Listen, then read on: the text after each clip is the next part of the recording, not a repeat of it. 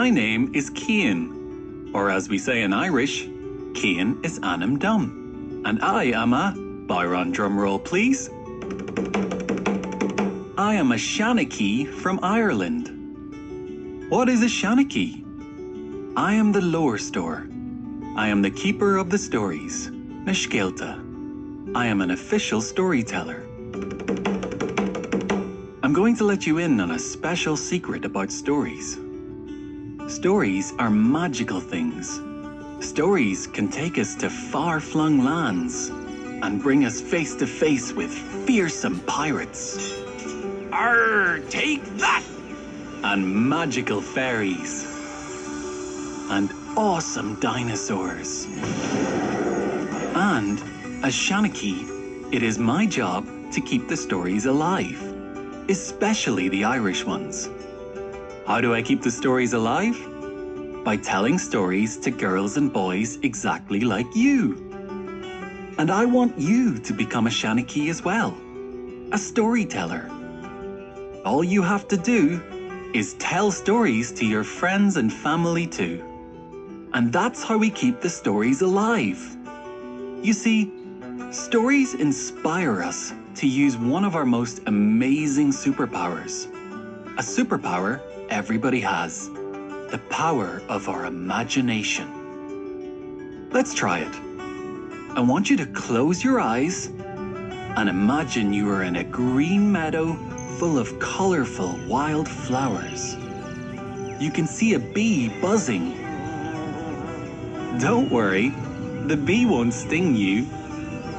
I want you to imagine a tree in the meadow, and in that tree, there are lots of birds. Can you see them? Very good. There are birds of all shapes and sizes. Big birds, small birds, and middling birds. Do you hear that? That's the eagle, and tiller. And that's a raven, and fiach. And that little songbird, that's the wren, and droline in Irish. One of the smallest birds in Ireland. And I'm going to tell you the story about how the smallest bird, the wren, became the king of all the birds. Ready? Amazing! Our scale begins at the dawn chorus one morning long, long ago. Fado, fado.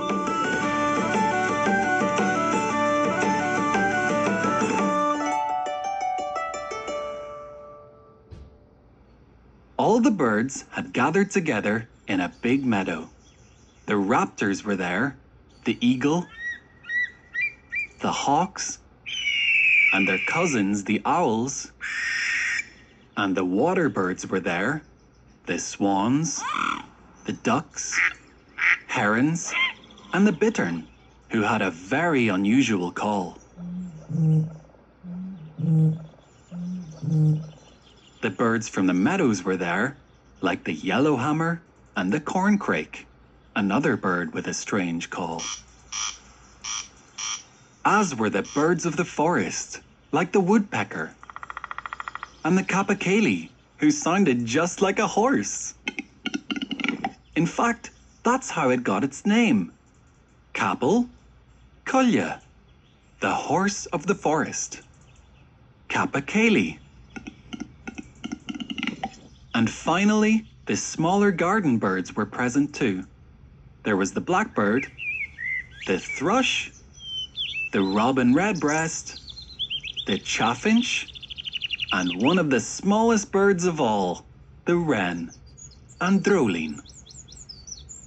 The birds were very excited that morning, for a special announcement was about to be made by one of the wisest birds, if he did say so himself. The long-eared owl. My feathered friends, I have wonderful news to share with you. Council Nanane have decided that we are going to choose a leader, a king of all the birds. Birds, birds, birds, settle, quiet, Eunice. Any questions?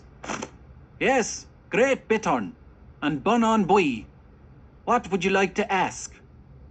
How will you decide who is going to be our king? Just then, the little wren interrupted. I have an idea. Let's have a singing competition. All the songbirds sang in agreement with the wren. The owl was a bit annoyed. Who spoke without raising a wing? Asked the owl. Well, I did raise my wing, Replied the wren. I'm just quite small. Maybe you didn't see me. Can we have a singing competition? Please? Just then, the raven interrupted. No, not singing. That's not fair. Not every bird is good at singing. The crows and ducks croaked and quacked in agreement. They would be no match for the songbirds when it came to a singing competition. The long-eared owl continued with his announcement. We are not all songbirds, that's for sure. So a singing competition would not be fair. But we can all fly. So we have decided that the bird who flies the highest shall be crowned king of all the birds. Now, some birds, the larger ones, like the raven and the eagle, were thrilled with this competition. They were very confident that they would be able to win. Other birds were disappointed with this competition, including the wren. It's not fair. Look at the size of our wings compared to the eagle or the raven. The wren was correct. Because of their smaller wings, the smaller birds had a big disadvantage. There is a saying in Irish, An tainach will ledger ni fuller do avec glick. Whoever isn't strong must be clever. And the wren thought of a very clever plan. A plan to win this competition.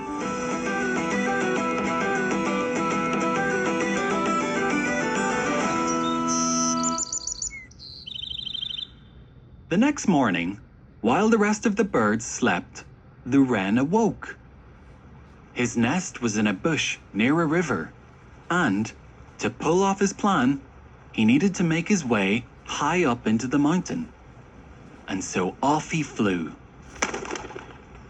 Later that day, all the other birds gathered in a large field ready for the competition to begin. The owl flew up to the podium. My feathered friends, welcome. This is very exciting, isn't it? Who is ready to find out who is king of the birds?